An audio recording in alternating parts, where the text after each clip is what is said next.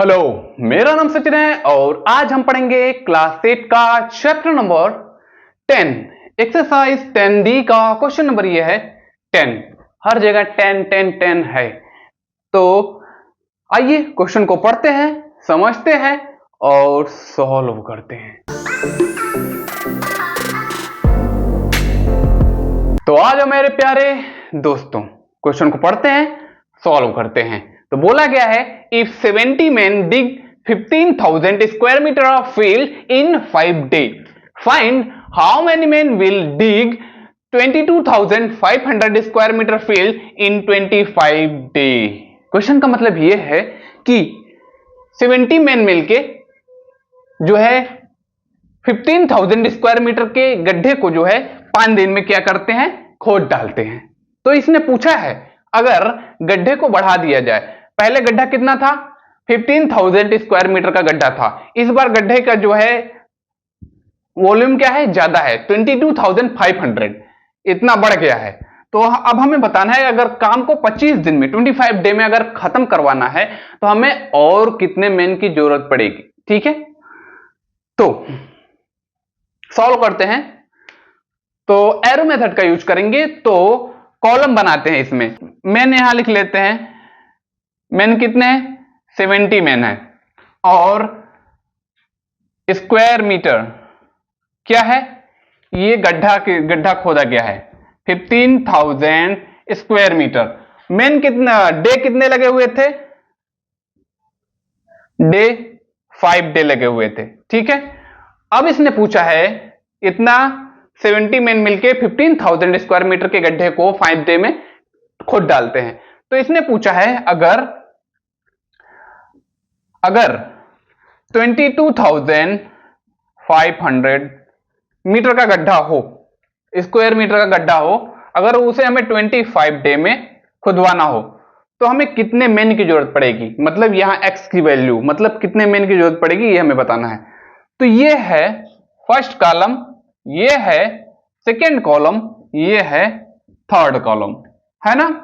तो अब यहां हमें एरो ड्रा करना है। एरो कैसे ड्रा करेंगे, जहां एक्स होता है, जहां एक्स की वैल्यू निकालनी होती है वहां जो है एरो डाउनवर्ड डायरेक्शन में होता है।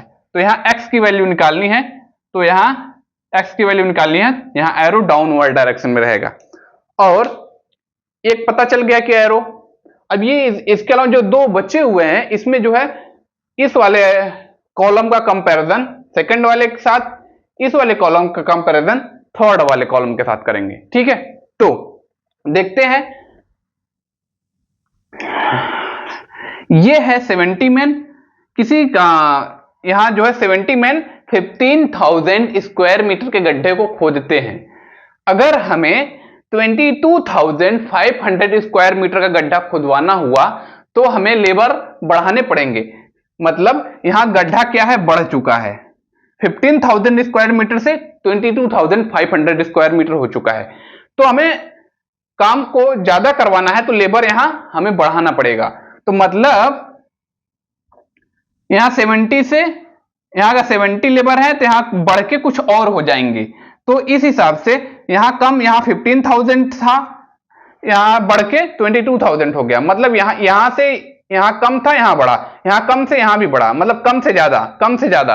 तो मतलब ये क्या है, ये डायरेक्ट वेरिएशन में है। जब डायरेक्ट वेरिएशन में रहेगा तो एरो सेम डायरेक्शन में रहेगा, डाउनवर्ड डायरेक्शन, डाउनवर्ड डायरेक्शन। ठीक है, जो डायरेक्ट वेरिएशन होता है उसमें एरो सेम डायरेक्शन में होता है, इसका भी डाउनवर्ड है तो इसका भी डाउनवर्ड हो गया। अब ये हो चुका है, अब इसका कंपैरिजन थर्ड वाले कॉलम के साथ करेंगे। ठीक है, 70 मैन किसी काम को 5 डे में करते हैं, तो कितने आदमी किसी काम को 25 डे में करेंगे यह हमें बताना है। तो पहले आप देखिएगा, ध्यान दीजिएगा, यहां 70 मैन है, किसी काम को 5 दिन में खत्म कर दे रहे हैं। यहां जो है अगर 5 दिन में काम जल्दी खत्म हो जा रहा था, अगर काम हमको लेट खत्म करवाना है तो मतलब यहां हो सकता था कि यहां लेबर कम हो गए हो तो इसलिए काम लेट खत्म हो रहा है, मतलब यहां डाउनवर्ड डायरेक्शन में है। यहां 70 से लेबर हो सकता है यहां कुछ कम हो गए हो, उसका तो अंदाजे के लिए बता दें, हो सकता है यहां 50 हो गए हो, मतलब 70 से यहां कम हो गए हों, ठीक है, और यहां